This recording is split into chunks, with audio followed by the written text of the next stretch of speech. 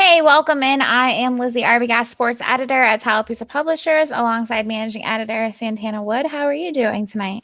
I'm doing good. I'm thankful to have my power restored, although I know everyone hasn't been that lucky. Yeah, that's true. I'm really lucky because I live like a half a block from the police station, so I'm on the same circuit as them, so I don't ever lose power. Yeah, good for you. People are Yeah, jealous of that. but I mean, in fairness, I didn't have internet until like an hour ago. Oh, So yeah. a lot of people think power is great, but if you can't watch Netflix, you really don't have power. No, I'm just kidding. So obviously we are gonna take a little bit of a curve from our usual nightly talk. We're gonna talk a lot more about those major storms that went through Tallapoosa and Coosa counties on Sunday. Obviously, a lot hit. Early Sunday morning, it seems like was the brunt of it. It sounds like there have been some rumors that was a tornado that has not been confirmed at this time, but still some major storms, major wind, obviously a lot of hail. It was pretty scary.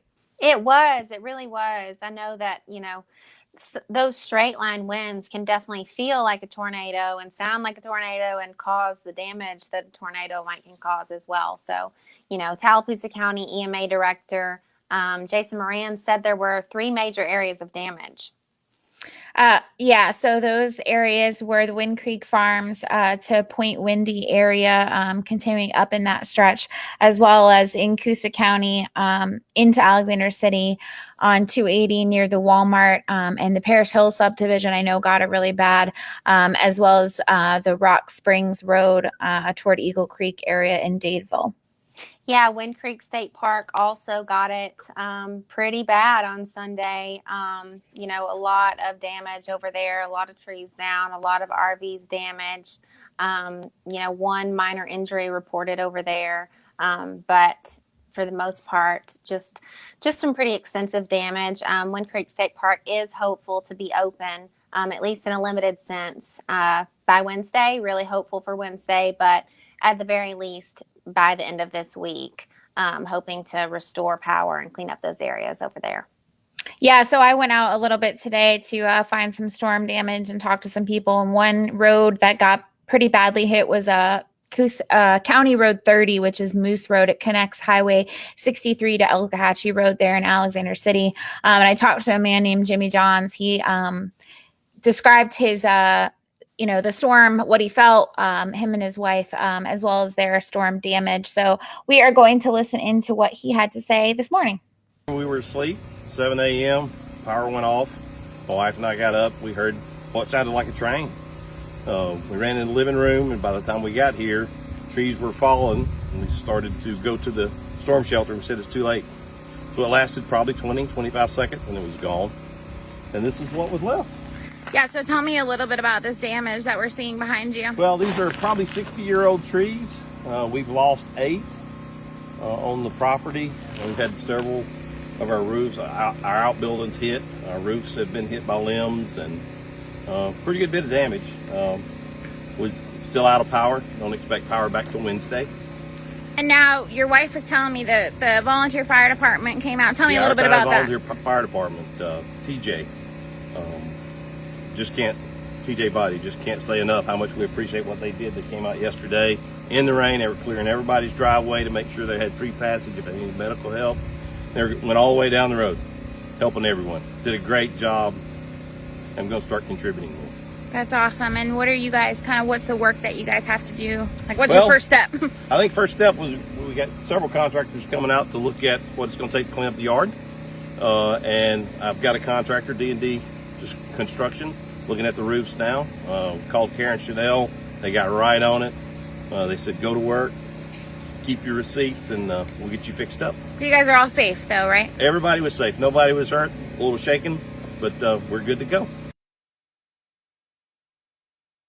Hey, so really glad to hear from Jimmy Johns. Again, he's a resident there on Moose Road, and I think one of the most encouraging things that he said was that the fire department was out there, volunteer fire department was out there yesterday in the rain, just trying to make sure they could at least get out of their driveway, because there was, when I pulled in, actually there was still a tree that was kind of about halfway across the driveway. You could have gotten in, but I decided not to. But really glad to see that those crews were there helping out. Definitely. Crews have been working, pretty much nonstop since Sunday. So they're continuing to work. Even Alabama Power, they've got 30,000 some outages in the southern and central areas of the state, and many of those customers are in Tallapoosa and Coosa counties, and they're still without power, but those crews are still working. Also in Alexander City, some folks still without power as well. Yeah, I guess so. We talked to Mayor Spraggins today, and he said about 90 to 95% of the power would be restored in Alexander City within the next 2 days, and hopefully getting to those other guys, throughout the next, sorry, lost my train of thought, throughout after that. By the end of the week, everybody will have power restored. So that's good to see, because it is hard to be without power.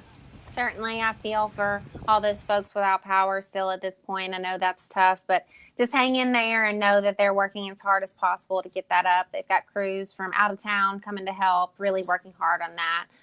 The good news is that there were only 3 minor injuries reported in Tallapoosa County and no known injuries in Coosa County either. So that's good to hear.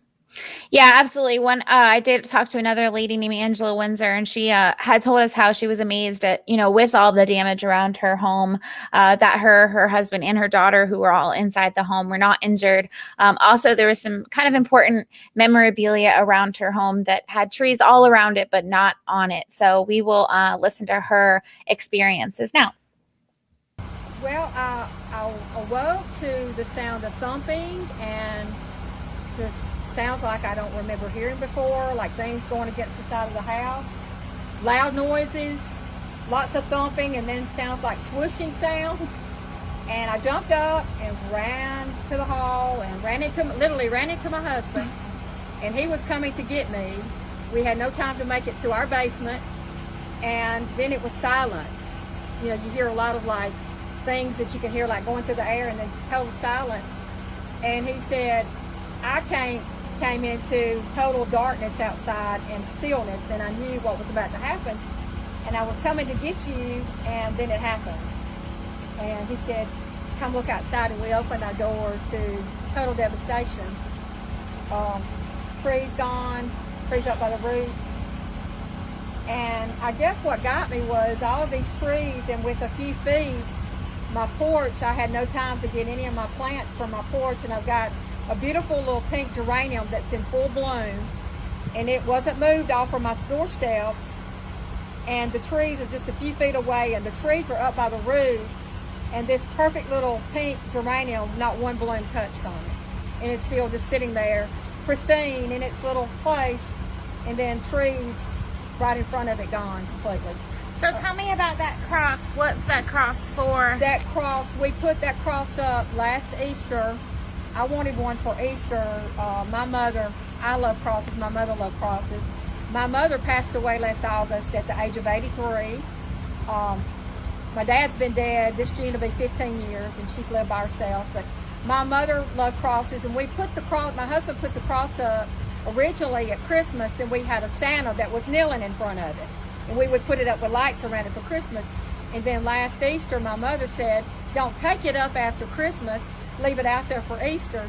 So we've got pictures where we wheeled my mother out there in her wheelchair, and my daughter, Peyton, got flowers, and we put flowers all over the cross, fresh flowers for Easter, and made pictures of my mother around the cross.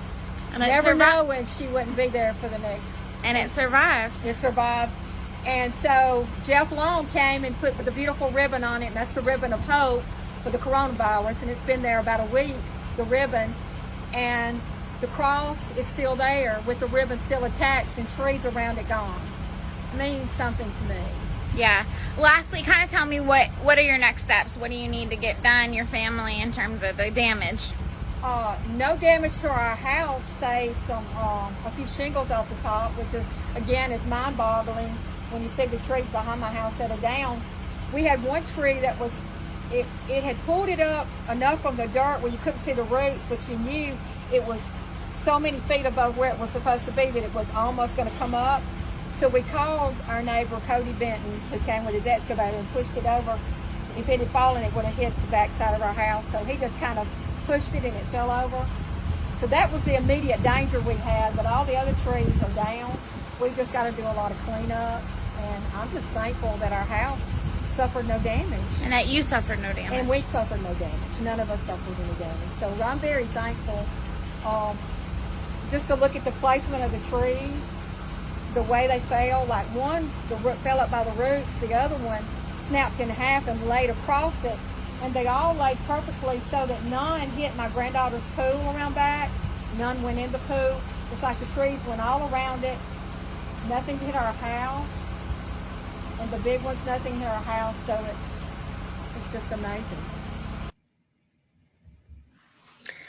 Well, thank you, Angela, for talking to us this morning. It was great to hear from you guys. I love that story about the cross. There were literally trees all around it. It didn't have that, cross damaged at all. So that was great. Obviously, there was a ton of rain in and around Alexander City this weekend as well.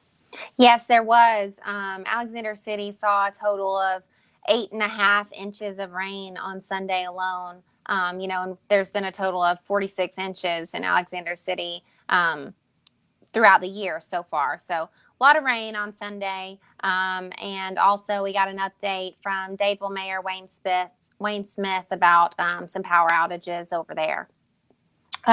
So he said that most of the power has been restored, but there are still some outages there, and there were about 15 to 20 homes damaged. But again, thankfully, no major injuries that we know of in either Tallapoosa or Coosa County at this time. So we are going to take a quick break. We want to hear from our sponsor, Russell Medical Wound Care and Hyperbaric Medicine, and we will be right back to talk a little bit more news tonight. At Russell Medical Wound Care and Hyperbaric Medicine, we want you to know we're open. We take COVID-19 seriously and have put precautions in place for the safety and health of our patients. Don't delay treatment. Wound duration lasting more than 30 days is less likely to heal naturally. We treat all types of wounds, cuts, and burns, so intervene early. Wound care is critical. Call us today.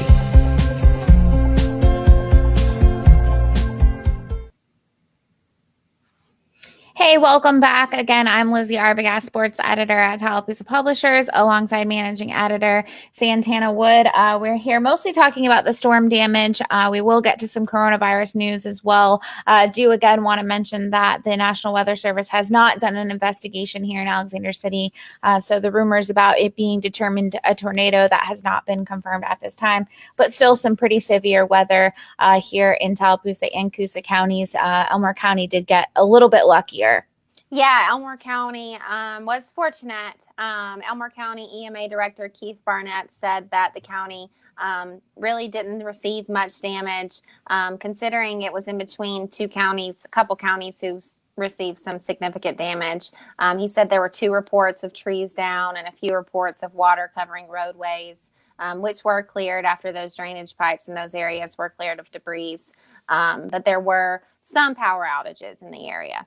Yeah, so only about 100 Elmore County customers were without power, and Central Alabama Electric Cooperative reported around the same time 103 customers were without power, and that was at 9 p.m. last night. So obviously the big focus is the storm this evening, but we do still want to talk about the coronavirus and give you guys some news and updates in that department. Yeah, over in Tallahassee, Tallahassee City Schools announced that they will continue that Monday, Wednesday, Friday feeding program moving forward.